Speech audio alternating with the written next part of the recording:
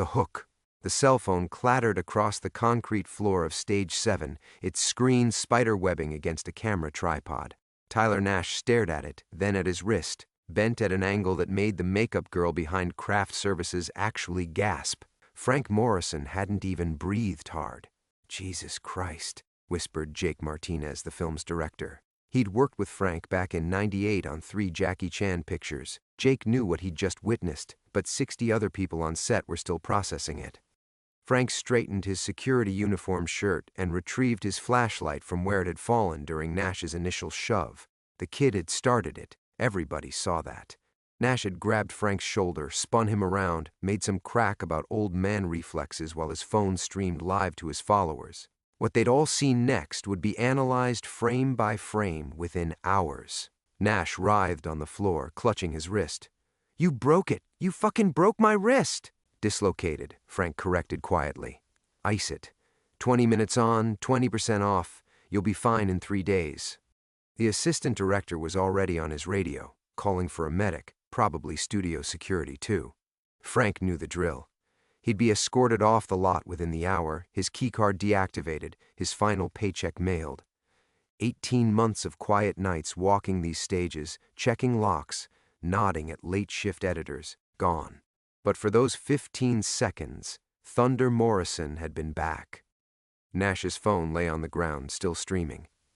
The comments were already exploding. Fire emojis, shocked faces, people asking who the hell that security guard was. Frank could see the notification count climbing. 847 viewers, 1,203 viewers, 2,891 viewers. "Cut the stream," Jake told his script supervisor. "Now." Too late. Frank knew how this worked. Someone in that crowd had been recording with their own phone. By tonight, the clip would be on YouTube, TikTok, Instagram. By tomorrow, entertainment blogs would be writing think pieces about workplace violence and Hollywood's culture of silence. The studio medic jogged onto the set, medical bag bouncing against his hip. Frank stepped back, letting the man work. Nash was milking it now, groaning dramatically as the medic examined his wrist. "What's your name, sir?" The medic looked up at Frank while wrapping Nash's injury. "Frank Morrison." Jake Martinez moved closer. "Jesus, Frank. You should have told me you were working security here. You know this guy?" Nash glared up at them, his face flushed with pain and embarrassment. "Know him?" Jake shook his head. "Kid, this is Frank Morrison, Thunder Morrison. He choreographed half the action sequences you grew up watching, trained every major action star in the business." Nash's expression shifted from anger to confusion. "Bullshit. Jackie Chan, Jet Li, Steven Seagal in his prime." Jake was warming up now, and Frank wished he'd stop. The Expendables crew, Jason Statham, and Chuck Norris. This man taught Chuck Norris how to fight for the cameras. Frank saw the recognition creeping into Nash's eyes. The kid was putting pieces together. Old movie posters, behind-the-scenes footage he'd probably watched as a teenager dreaming of stardom. "That's impossible," Nash said, but his voice had lost its edge. "If he's so legendary, what's he doing working security?" The question hung in the air like smoke. Frank felt every pair of eyes on the soundstage focused on him, waiting for an explanation he'd never given. Not even to his daughter, who'd asked the same question 2 years ago when she'd found him living in a studio apartment in North Hollywood. Jake started to answer, but Frank cut him off with a raised hand. "Past doesn't matter," Frank said. "What matters is you were live streaming on a closed set without clearance, harassing security personnel, and you put your hands on me first. It was true, all of it. Studio lawyers would back him up if it came to that." But Frank knew this wasn't about assault charges or union violations. This was about 30 years of reputation management evaporating in 15 seconds of muscle memory. The medic helped Nash to his feet. "Hospital?" he asked. "No." Nash pulled free, cradling his wrist. His phone screen might be cracked, but it was still recording, still streaming. No hospital. Frank watched the kid's face cycle through emotions. Pain, embarrassment, calculation. Nash was 24, handsome in that generic leading man way, worth maybe $8 million if the trades were right. He'd built his career on carefully managed social media presence and action roles that required more CGI than actual physical skill. "We're done here," Frank said, turning toward the stage exit. "Wait." Nash's voice stopped him. "Wait, old man." Frank paused but didn't turn around. This isn't over. Now Frank did turn, meeting Nash's glare with steady brown eyes that had seen 3 decades of Hollywood tantrums. "Yeah," Frank said quietly. "It is." But walking toward his security cart parked outside Stage 7, Frank Morrison realized he might be wrong about that. The security cart's engine puttered to life with the same tired wheeze it had made for 18 months. Frank gripped the steering wheel and sat for a moment in the California afternoon heat, watching the chaos spill out of Stage 7 through his side mirror. Nash was gesturing wildly with his good hand while Jake tried to calm him down. The kid's entourage, manager, publicist, some guy whose only job seemed to be holding his protein shakes, clustered around him like moths around a flame that was rapidly burning out. Frank had seen this dance before. The righteous indignation, the threats of lawsuits, the promises that careers would be ruined. It always ended the same way. Studio lawyers would get involved, NDAs would be signed, and everyone would move on. Except Frank wouldn't be moving on with them. His keycard would be deactivated by 5 o'clock, guaranteed. He drove the perimeter road slowly, muscle memory guiding him past the commissary where Clint Eastwood still ate lunch every Tuesday, past the executive parking lot where dreams went to die in $1,000 suits. The afternoon sun cast long shadows between the sound stages, and for a moment Frank could almost pretend it was 1994 again, when he'd worn a different uniform. Jeans and a tank top, chalk on his hands from rigging safety cables, respect in people's voices when they said his name. Thunder Morrison. Christ, he hadn't heard that in years. The nickname had started as a joke on the set of Dragon's Fury, when a pyrotechnic mishap had gone off early, sending everyone diving for cover except Frank. He'd kept working, tying off a harness while debris rained down around him, never missing a beat. "Cool as thunder," Jackie had said in his broken English, and somehow it stuck. Now thunder was just the sound of his knees creaking when he got out of bed. Frank parked near the main gate and walked to the security office, a cramped trailer that smelled like burnt coffee and industrial disinfectant. His phone buzzed against his hip, probably dispatch calling about the incident. He'd let it go to voicemail. Whatever corporate had to say, he'd heard before. The afternoon shift supervisor, Martinez, different Martinez than the director, this one with a belly and a Raiders tattoo, looked up from his paperwork when Frank entered. "Heard you had some excitement on 7. Nothing I couldn't handle. That's what I'm afraid of." Martinez set down his pen. "Studio wants to see you. 5 o'clock sharp." Frank nodded. It was 3:47 now. Enough time to finish his rounds, maybe grab a coffee from the cart near the writers' building. He'd always liked that old Greek guy who ran it. Never asked questions. Never tried to sell Frank on some screenplay his nephew was writing. Frank Martinez's voice softened. "For what it's worth, I saw the footage. Kid had it coming." Footage? Someone posted it already. Twitter, Instagram, probably TikTok by now. It's something. Frank felt a familiar weight settle in his chest. The same weight that had been there for 6 years, ever since the accident on Velocity that ended everything. Since Marcus Chen, 22 years old, with a full ride to USC and dreams of being the next Tom Cruise, had trusted Frank's rigging and ended up in a wheelchair. Some weights you carry forever. His phone buzzed again. This time he looked Emma Morrison on the caller ID. His daughter, calling from her office in Portland, where she worked as a physical therapist, helping people like Marcus learn to live with broken bodies. The irony wasn't lost on him. He almost answered. Almost heard her voice asking how his day went. Almost told her about Nash in the 15 seconds when Thunder Morrison had briefly returned from the dead. But Emma didn't need to know about this. She'd been disappointed in him enough for one lifetime. The phone went quiet. Frank walked back outside, squinting against the late afternoon glare bouncing off car windshields and trailer siding.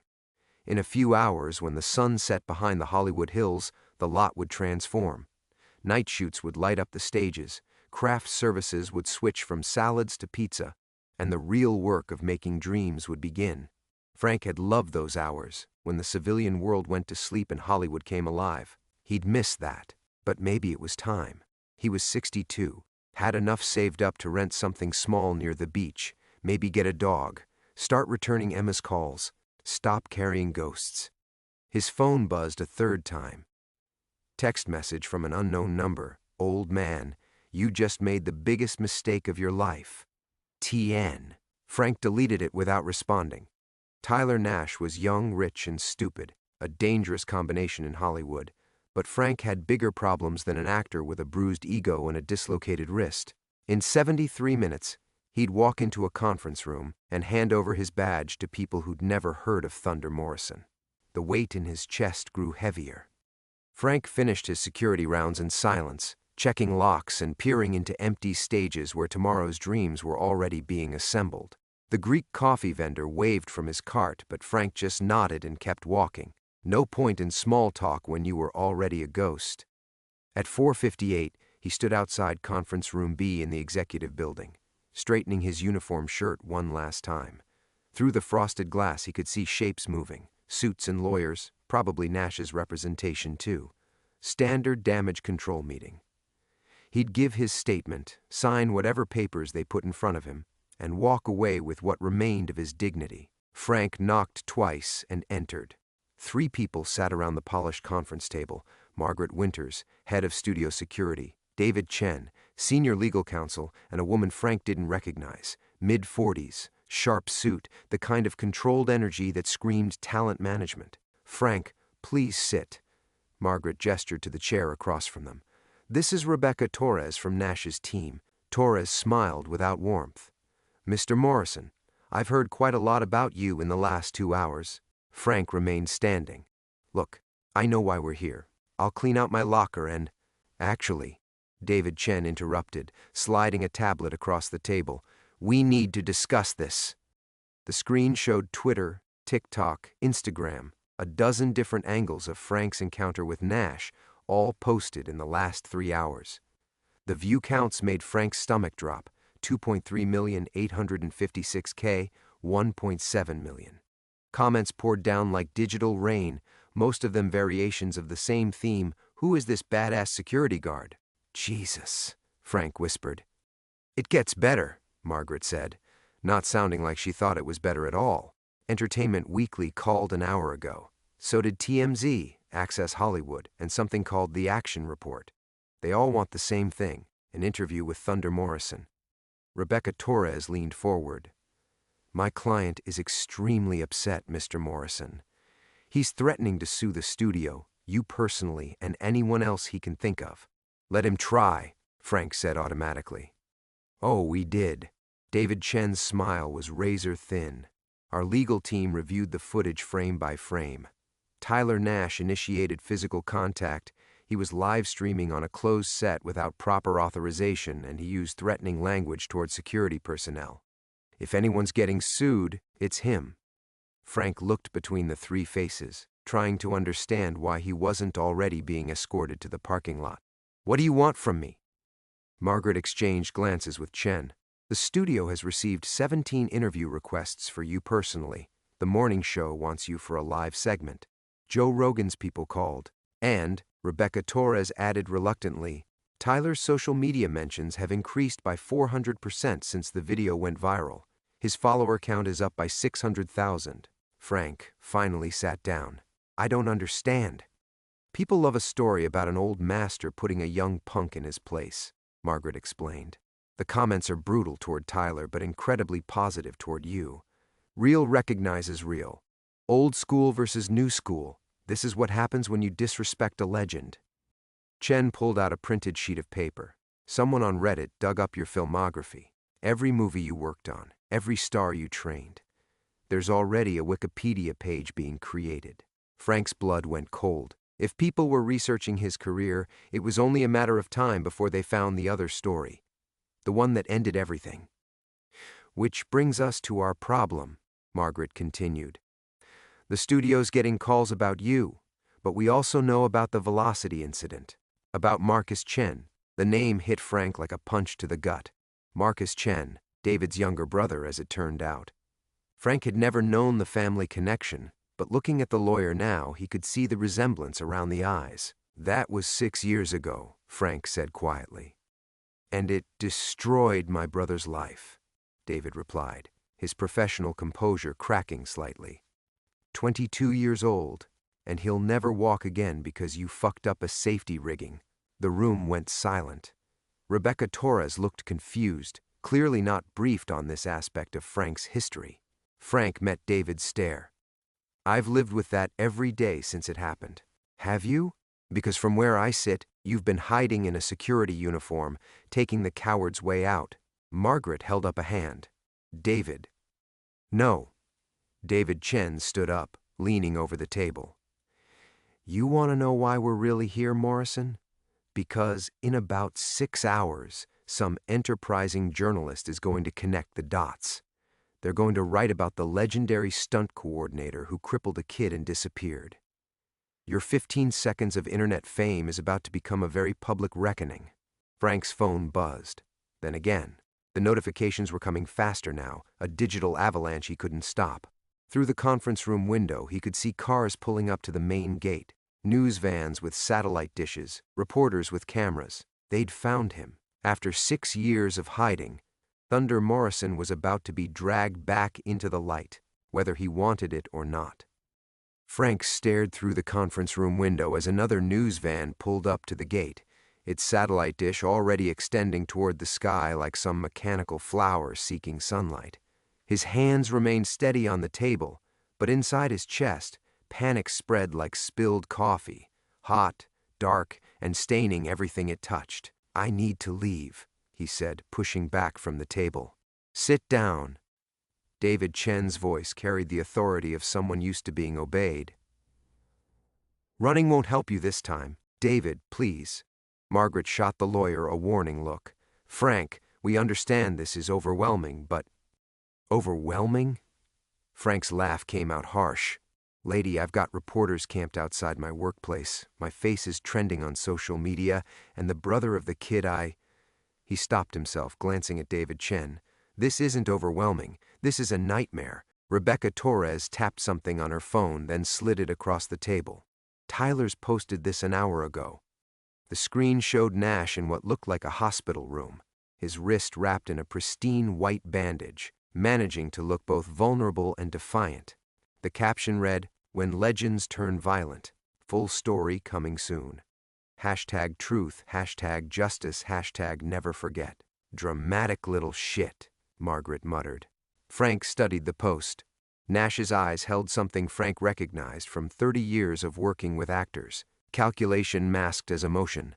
The kid was playing an angle. How many followers does he have now? Frank asked. 3.7 million, Rebecca admitted. Up from 301 this morning, so this is good for him. In the short term, yes. Victim narratives sell. She retrieved her phone. But Tyler's not thinking long term. If the press digs into your history and finds irregularities, it reflects poorly on him too. David Chen leaned back in his chair. Oh, they'll find irregularities. Bank on it. Frank's phone buzzed again. He glanced at the screen. Emma Morrison. Incoming call. His daughter's face smiled up at him from the contact photo, taken 2 Christmases ago during one of their stilted dinner conversations. She'd been asking him then why he wouldn't talk about his work, why he lived like a ghost in his own life. He declined the call. I have to ask, Margaret said carefully, is there anything else we should know about? Beyond the Velocity incident? Frank considered lying. It would be easy enough. Deny everything, claim ignorance, let the lawyers sort it out. But David Chen was already watching him with those familiar eyes, and Frank realized the man had probably been planning this moment for years. Nothing criminal, Frank said finally. Nothing that would interest your legal department. But? Rebecca Torres leaned forward. But I made enemies. In 30 years coordinating stunts, you step on toes. Egos get bruised when you tell a star they can't do their own helicopter jump, when you fire someone for cutting corners on safety equipment. Frank met David's gaze. People remember slights, especially in this town. Through the window, Frank watched a reporter doing a live stand-up in front of the studio gates. Even from a distance, he could see the excitement in her gestures, the way she kept pointing toward the lot where Hollywood's forgotten legend had emerged from hiding. "There's something else," Margaret said, consulting her notes. "Jake Martinez, the director from this afternoon, he called an hour ago. Wants to meet with you." "About what?" "He wouldn't say. Just that it was important you talk before the story gets out of control." Frank's phone lit up with another call. This time it was a number he didn't recognize, but when he saw the caller ID, his blood chilled Entertainment Weekly. He declined it, but immediately another call came through, TMZ. "Turn it off," David Chen suggested. "It's only going to get worse." But Frank couldn't look away from the screen as call after call rolled in. Numbers from Los Angeles, New York, London. Entertainment journalists who'd been babies when Thunder Morrison was training the biggest action stars in the world. Now they wanted his story, wanted to dig into the rise and fall of a legend who'd spent 6 years trying to disappear. "They don't know about Marcus yet," Frank said, more to himself than the room. "They will by morning," David replied. "I've seen this before. Once the feeding frenzy starts, they dig up everything. Hospital records, legal filings, police reports if they exist." Rebecca Torres was typing rapidly on her phone. "I need to call Tyler. If this gets ugly, we need damage control strategies." "It's already ugly," Margaret pointed out. Frank stood up again, and this time nobody told him to sit. Outside, the news vans multiplied like cancer cells, and somewhere in the city his daughter was probably watching her father's resurrection on social media, wondering why he'd never told her the truth about who he used to be. "I'm done here," Frank said. He walked toward the door, but David Chen's voice stopped him cold. "You know Tyler Nash has connections, right? Beyond social media?" Frank turned. "What kind of connections?" David's smile held no warmth at all. "The kind that don't forgive or forget." Frank's hand froze on the door handle. "What the hell does that mean?" David Chen stood slowly, his lawyer's composure finally cracking completely. "It means Tyler Nash's father is Vincent Nash. You remember Vincent Nash, don't you, Frank?" The name hit Frank like a freight train. Vincent Nash, producer, studio executive, and the man who'd personally ensured Frank would never work in Hollywood again after Marcus's accident. The man who'd made phone calls, spread whispers, turned Frank Morrison from legend to pariah in the span of 3 weeks. "Jesus Christ," Margaret whispered. "Tyler is Vincent's son?" "His only son," David confirmed. "The heir apparent to Nash Entertainment.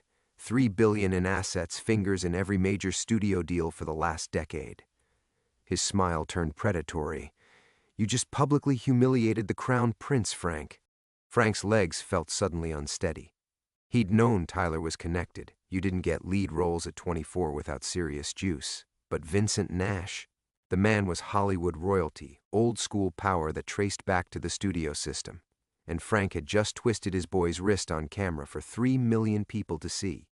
"Changes everything," Rebecca Torres said, her fingers flying over her phone. "Vincent Nash doesn't just sue people, he destroys them, completely."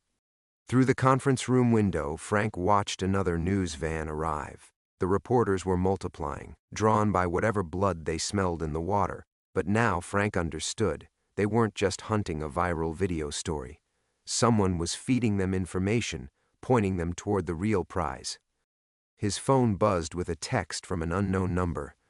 "You should have stayed hidden, old man. Now everyone gets to see who you really are. VN." Frank showed the message to the room. Margaret went pale. "Vincent Nash doesn't text threats himself," she said. "He has people for that. Unless it's personal," David Chen added. "Which, given what you did to his son, it definitely is now."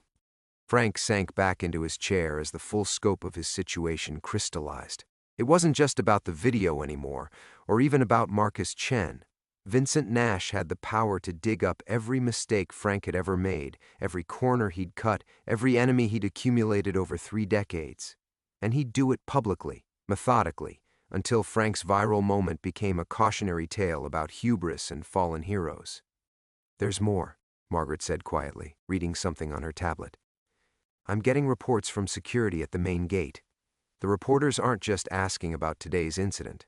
Someone's already fed them Marcus Chen's name." Frank's blood turned to ice. "That's impossible.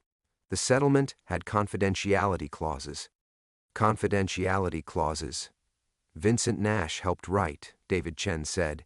He was Marcus's attorney back then, before we knew about the conflict of interest. He has access to everything: medical records, witness statements, the safety inspection reports that were buried. The room fell silent except for the soft buzz of fluorescent lights and the distant sound of car doors slamming in the parking lot. Frank stared at his hands, calloused and scarred from 30 years of rigging cables and testing harnesses. Hands that had saved hundreds of lives and destroyed one. Rebecca Torres looked up from her phone, her face grim. Tyler's posted again. He's calling for a full investigation into systematic safety failures and cover-ups in the stunt industry. He specifically mentioned the need to examine past incidents involving so-called legends. Frank's phone rang again. This time, the caller ID showed a number he recognized. Dr. Sarah Kim, the physician who'd been treating Marcus Chen for the last 6 years. They'd spoken only once since the accident. A brief, painful conversation about experimental spinal cord treatments that insurance wouldn't cover. He answered on the 4th ring. "Frank?" Dr. Kim's voice was tight with concern. "I've been getting calls from reporters. They're asking about Marcus, about his treatment history. Someone gave them my name. Sarah, don't tell them anything. The settlement? I know about the settlement, but Frank, they're not just fishing. They have details, specific medical information that should be confidential. Someone with access is feeding them everything." Frank closed his eyes. Vincent Nash wouldn't just destroy him publicly. He'd drag Marcus through it too. The kid who'd already lost everything would become collateral damage in a rich man's revenge fantasy. "How is he?" Frank asked quietly. "That's why I'm calling." Marcus saw the video. He's been following the story online. Dr. Kim paused. "He wants to see you, Frank. After 6 years, he finally wants to talk." The conference room spun around Frank. Everything he'd tried to bury, every relationship he'd severed to protect people from his shame, was being dragged into the light. And at the center of it all was Marcus Chen, the young man whose trust Frank had betrayed and whose forgiveness he'd never dared to seek. "Dr. Kim, tell him yourself. He's here at the clinic now, waiting." The line went dead, leaving Frank staring at his phone as the weight of 6 years' worth of cowardice settled on his shoulders like concrete. Outside, the news vans kept coming. Frank drove through the late afternoon traffic toward Cedar Hills Rehabilitation Center, his hands gripping the steering wheel like it might anchor him to something solid. The radio chattered about his viral moment, Thunder Morrison's return, but he'd stopped listening after the 3rd DJ made jokes about old-school justice. His phone sat silent in the passenger seat, powered off after the 100th call from reporters who somehow already had his personal number. The clinic's parking lot looked normal, mercifully free of news vans. Frank sat in his truck for 5 minutes, staring at the building where Marcus had spent the better part of 6 years learning to navigate a world that no longer included his legs. Through the windows, he could see the parallel bars where patients practiced walking with prosthetics, the wheelchair basketball court where Marcus had probably learned to find joy again. If he'd found joy again. Dr. Kim met him in the lobby, her expression carefully neutral. "He's in the garden. Room 230 opens onto the courtyard." Frank nodded, not trusting his voice. The walk down the hallway felt like a death march, past motivational posters and photos of smiling patients achieving small victories. His reflection in the window glass looked older than he remembered. Grayer, more worn, like a building that had weathered too many storms. Marcus sat in his wheelchair beneath an oak tree, his back to the door. He'd filled out since the accident, his shoulders broader from years of wheeling himself around. His black hair was shorter now, professionally cut, and when he turned at the sound of Frank's footsteps, his face had lost the softness of youth. "Thunder Morrison," Marcus said, and his voice carried no anger, no warmth, just a curious flatness that somehow hurt worse than rage would have.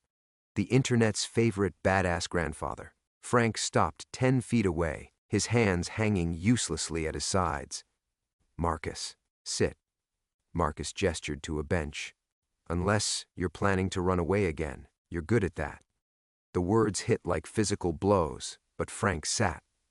Up close, He could see that Marcus looked good, healthy color in his cheeks, clear eyes, the kind of confidence that came from surviving the unsurvivable. It should have been a relief, but instead it made Frank's chest tighten with something that felt dangerously close to hope. "I watched your video about 40 times, Marcus said conversationally. That little punk reminded me of someone, arrogant, cocky, absolutely certain the world owed him something. Frank waited. He reminded me of me, 6 years ago, on the Velocity set. Marcus's laugh held no humor. You remember that kid, right? The one who insisted he could handle the wire work himself, who kept pushing for more height, more speed, more risk? Frank's throat felt like sandpaper.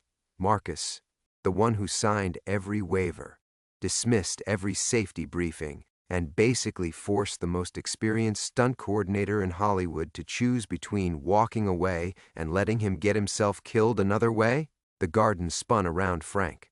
What are you talking about? Marcus pulled out his phone, scrolled through something, then held up the screen. It showed a scanned document, Frank's incident report from 6 years ago, the one that had been sealed as part of the settlement. Vincent Nash leaked this an hour ago, Marcus said calmly. Your real report. Not the sanitized version they made you sign, the one where you documented 17 separate safety violations I committed in the 3 days before my accident. Frank stared at the phone screen, reading his own words from 6 years ago.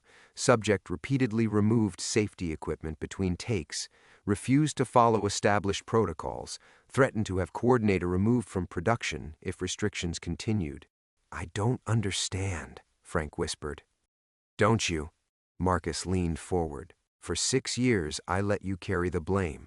For 6 years, I watched you disappear, lose your career, destroy your relationship with your daughter, all because I was too proud to admit that I crippled myself. Frank's vision blurred. But the investigation found exactly what I wanted them to find, what Vincent Nash wanted them to find. Marcus's voice turned bitter. See, Nash Entertainment had invested $12 million in me as their next big action star. When I broke my back being an arrogant asshole, they needed someone to blame, someone whose career could absorb the hit while protecting their golden boy investment. The truth crashed over Frank like a cold wave.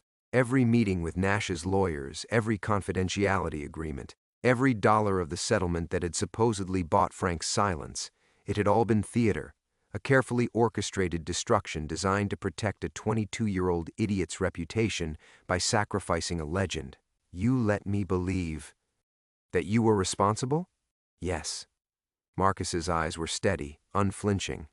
Because I was young and scared and selfish, and because Vincent Nash convinced me it was the only way to protect my family from lawsuits. Frank stood up, his legs shaking. 6 years, Marcus. 6 fucking years. I know, Marcus said quietly, and I'm sorry. But Frank? He rolled his wheelchair closer. That kid today, Tyler Nash, he's Vincent's son, and his father's about to do to you exactly what he did 6 years ago. The oak tree's shadow fell across them both, as Frank finally understood that his past wasn't being dug up by accident. It was being weaponized. Frank stared at Marcus, the words hitting him like hammer blows. Vincent Nash is doing this deliberately. He's been watching you for 6 years, Marcus said, his voice gaining strength, waiting for you to stick your head up so he could cut it off again. When Tyler's video went viral this morning, Vincent saw his chance. The pieces fell into place with sickening clarity. Tyler's deliberate provocation, the cameras positioned perfectly to catch Frank's response, the immediate media blitz. None of it was coincidence. Frank had been set up by a 24-year-old kid carrying out his father's vendetta. Why now? Frank asked. Why not just leave me buried? Marcus pulled up another document on his phone. Because Vincent Nash is about to be nominated for the Academy's Irving Thalberg Award, Lifetime Achievement in Producing. The ceremony's in 3 months, and it's supposed to be his crowning moment. Frank read the headline. Nash Entertainment CEO expected to receive industry's highest honor. But there's a problem, Marcus continued. The Academy's been cracking down on ethical violations. Harvey Weinstein, Scott Rudin, they're actually caring about character now. If it came out that Vincent Nash deliberately destroyed an innocent man's career to protect his investment, the award disappears. Frank felt something dark and familiar rising in his chest, the same cold fury that had sustained him through 30 years of Hollywood politics. So he needs to make sure his version of events stays buried, which means destroying me completely this time. Marcus nodded. He's already started. By tonight, every entertainment outlet will have a story about Thunder Morrison's pattern of reckless behavior. Anonymous sources leaked documents, former colleagues who've suddenly remembered incidents that never happened. Frank's phone buzzed with a text from an unknown number. Your daughter's been asking questions about her father's career. Shame if she learned the truth from strangers. The blood drained from Frank's face. He's going after Emma. Vincent Nash doesn't leave loose ends, Marcus said quietly. If you fight back, if you try to tell the real story, he'll make sure Emma learns every ugly detail, including some that aren't true. Frank looked at the oak tree, its branches heavy with summer leaves. 6 years ago, he'd let Vincent Nash destroy him to protect Marcus and his family. Now Nash was threatening his daughter to ensure Frank stayed destroyed. There's something else, Marcus said. Jake Martinez, the director from your set today, he called me an hour ago. Frank turned. What did he want? To warn you. Vincent Nash approached him this morning before Tyler ever showed up on set. Nash wanted Jake to create a situation where you'd be forced to intervene physically. Marcus's expression hardened. Jake refused, but Nash just found another way. The full scope of the manipulation hit Frank like a physical blow. Tyler's arrogance, his deliberate escalation, even the specific martial arts taunts, all of it had been designed to trigger exactly the response Frank had given. Vincent Nash had studied him for 6 years, learning his weaknesses, his triggers, his inability to walk away when someone was being hurt. Martinez wants to meet with you, Marcus continued. Tonight, before Nash's people get to him. He has recordings, phone calls, emails, proof that this whole thing was orchestrated. Frank stood and walked to the oak tree, pressing his palm against the rough bark. Somewhere in the distance, he could hear the sound of traffic, the normal rhythm of a world that didn't know it was watching a man's life being systematically destroyed for the second time. Why are you helping me? He asked without turning around. After what I let happen to you? Because I've had 6 years to think about it, Marcus said. 6 years of therapy, of learning to live with what I did to both of us. And because Vincent Nash doesn't just destroy people, he makes them complicit in their own destruction, just like he did with me.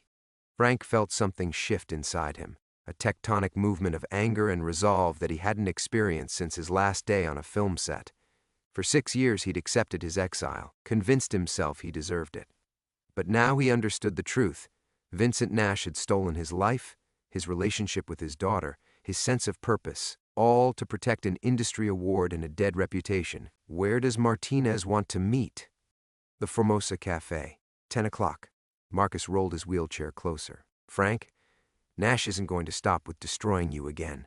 He's going to come after me too, paint me as an ungrateful victim trying to rewrite history. And Jake Martinez for speaking out. Frank turned back to face him. Then we better make sure his story doesn't stick. As the sun set behind the rehabilitation center, Frank Morrison began preparing for a war he should have fought 6 years ago. This time, he wouldn't face Vincent Nash alone. This time, he had allies who knew exactly how the game was played. The Formosa Cafe sat in the heart of West Hollywood like a relic from old Hollywood, its red neon sign casting bloody shadows on the sidewalk. Frank arrived 15 minutes early, parking his truck where he could watch the street.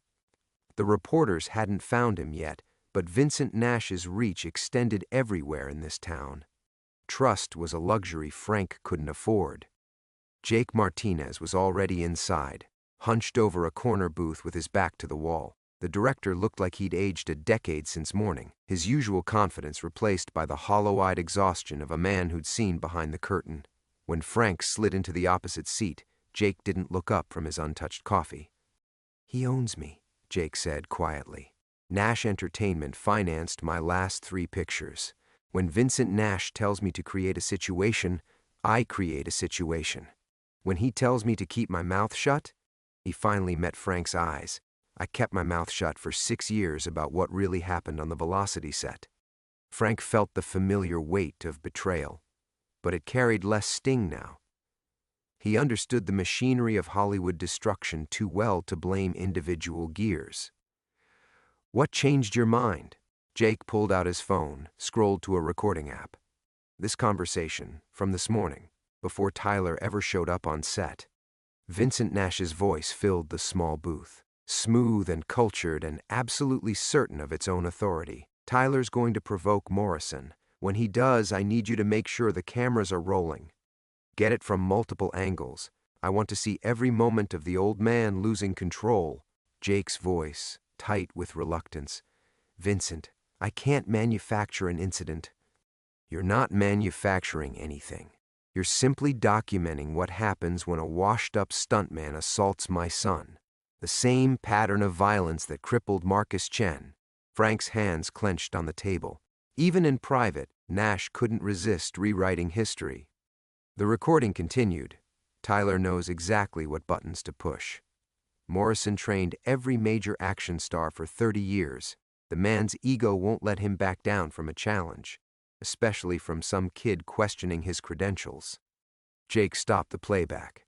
There's more. Hours of conversations over the past week, planning every detail.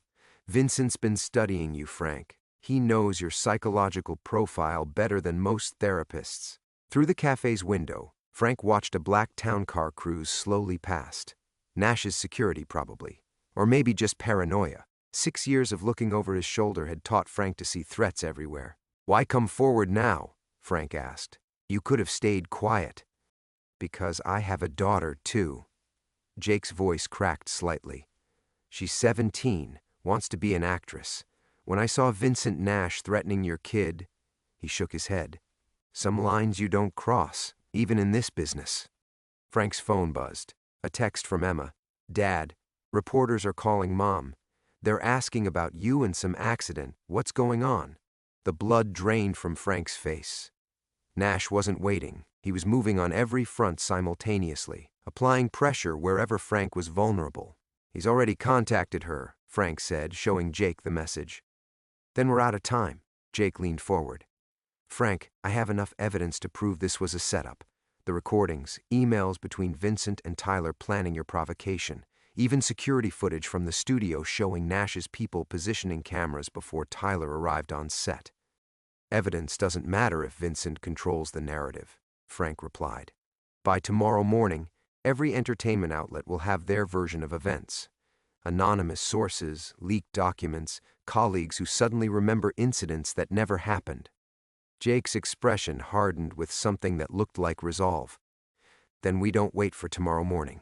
We control the narrative ourselves. He pulled out a laptop, opened it to reveal a familiar interface, his personal social media account connected to every major entertainment platform. Jake Martinez had 2 million followers, built over 15 years of directing blockbuster action films.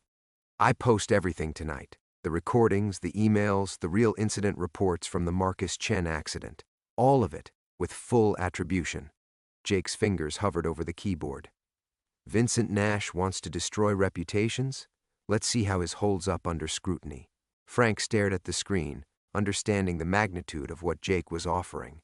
This wouldn't just expose Nash's manipulation, it would end Jake's career. Directors who crossed major producers didn't work in Hollywood again. Jake, you don't have to. Yes, I do.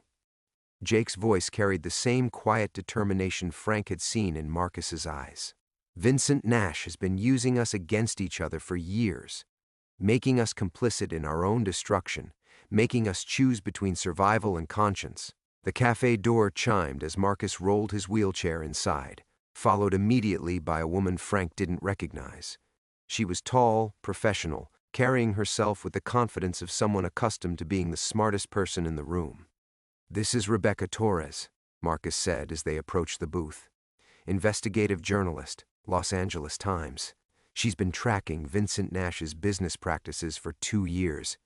Rebecca slid into the booth beside Jake, her eyes bright with the intensity of a reporter sensing the story of a lifetime. Gentlemen, Vincent Nash just made a serious mistake.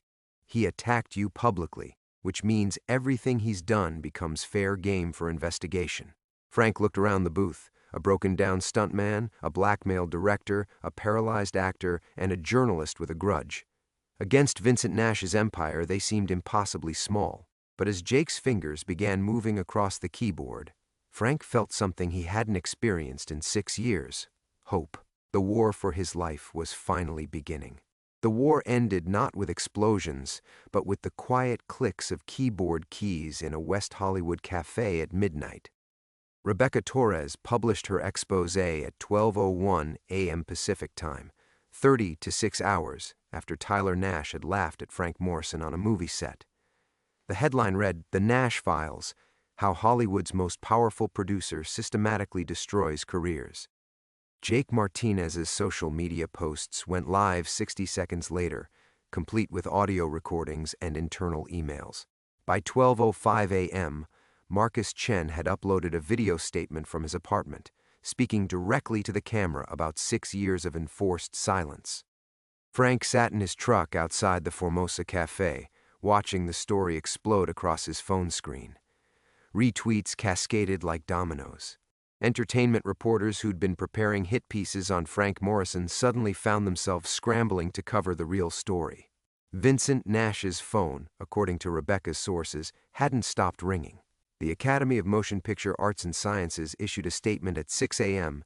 Vincent Nash's name was being withdrawn from consideration for the Irving Thalberg Award, pending investigation. By noon, Nash Entertainment stock had dropped 18%, but Frank felt no victory. Only the strange emptiness that follows the end of a war you never wanted to fight. 3 weeks later, Frank stood in the same Burbank cemetery where his parents were buried, watching Emma place flowers on his mother's grave. She'd driven up from San Diego the night before, the first time they'd spoken face-to-face in 2 years. "I read everything," she said quietly, not looking at him. "The articles, the investigation, the real reports from Marcus's accident." Her voice carried the careful control of someone processing betrayal. 6 years, Dad. You let me think you were responsible." "I was the coordinator," Frank replied. "The buck stopped with me." "Bullshit." Emma turned to face him, and Frank saw his own stubborn streak reflected in her eyes. "You protected Marcus because he was a kid who made mistakes. You protected me from ugly headlines. You protected everyone except yourself." Frank watched a groundskeeper working among the headstones, methodically caring for other people's grief. Some things a father has to carry alone, and some things he doesn't. Emma stepped closer. "I talked to Marcus Chen yesterday. You know what he told me? That the reason he learned to live with his paralysis was watching you carry guilt that wasn't yours. He said it taught him what real strength looked like." A mockingbird called from the oak tree overhead, the same species that had sung outside the rehabilitation center where Frank's understanding of the past 6 years had shattered. Emma reached into her purse and pulled out a folded newspaper clipping, the original story about Frank's viral video, before Vincent Nash's campaign had poisoned the narrative. "Thunder Morrison shows young actor what real martial arts looks like," she read aloud. "Viral video reminds Hollywood of living legend's legacy." She refolded the clipping carefully. "I was proud of you that day, before everything else happened. I was proud that my father was the man who trained Chuck Norris, who knew 15 ways to end a fight, but chose to teach respect instead." Frank felt something crack open in his chest, a grief he'd carried so long it had become part of his skeleton. "Emma, Marcus asked me something," she continued. "He asked if I thought you'd ever come back to stunt coordination, if you'd ever stop punishing yourself for other people's choices." Frank looked at his mother's headstone, remembering the woman who'd taught him that sometimes the bravest thing you could do was let people help carry your burdens. "What did you tell him?" "I told him that depends on whether you think you've suffered enough for Vincent Nash's sins." The question hung between them like a challenge. Frank thought about the security guard's uniform hanging in his closet, the quiet corners of Pinnacle Studios where he'd hidden from his own legend. Then he thought about Tyler Nash's arrogant laughter, and how 15 seconds of action had reminded an entire industry what Frank Morrison's name really meant.